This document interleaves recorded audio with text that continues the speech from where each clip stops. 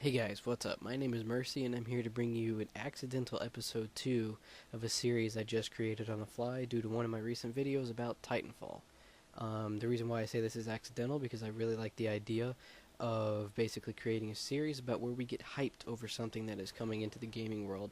Let it be a video game, a console, a patch on a new video game, all kinds of things that basically people will get excited about and are looking forward to.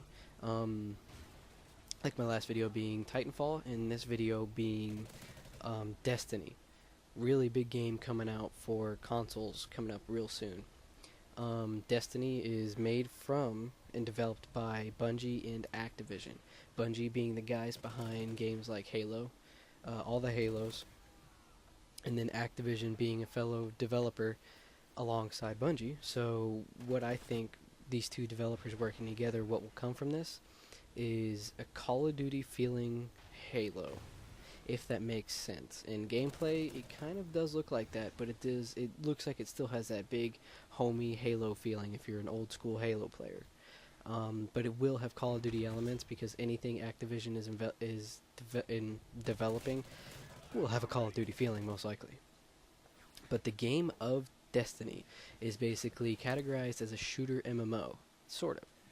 It has a lot of the elements of an MMO, but server-wise, where it falls into the non-MMO sort of, is that instead of all players being on the same server, like in World of Warcraft, you've got like North America East, you will be personally matched with groups of people or a couple people that are, like I said, personally matched for you to play with. I guess it's a better playing experience when you have someone that'll probably mesh and play better with you. But a little background on the game would definitely be the main thing that you do see on a lot of pictures. It's called the Traveler.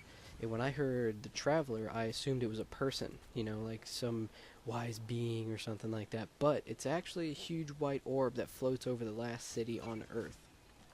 So, if it's floating over the last city on Earth, and it's a post-apocalyptic scenery and scene and story, I'm assuming that this traveler is here to protect them, and I am assuming, and I'm calling this now, that sometime in the story the human race will be threatened more than they are then, and then the traveler will just come in and say, not today, aliens, and they shut it down right then and say, hey, alright, I'm here to help, what's up, what can I do, humans?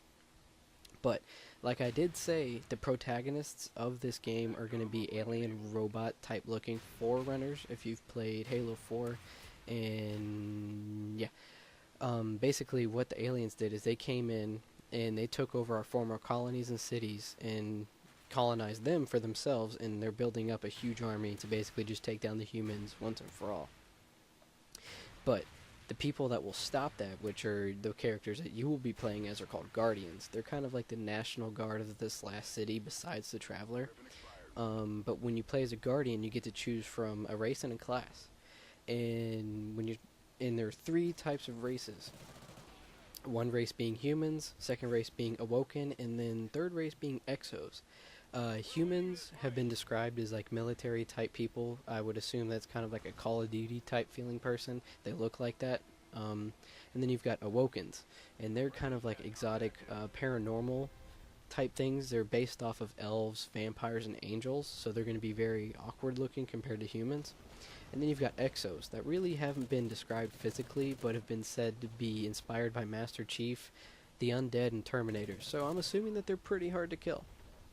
And then when you're a race, you get to pick a class, and those classes are Hunters, Warlocks, and Titans.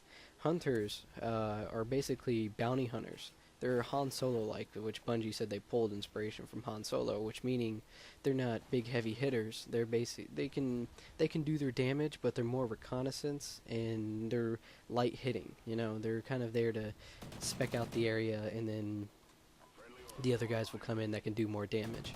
The second class that you can choose from are Warlocks. Basically what these guys do is they combine the weapons with special powers. And I've heard them called Space Wizards and Jedi Knights. They pulled inspiration from Jedi Knights. So they're combining special cool, like Bioshock type things. Bioshock type feeling. And then you've got Titans.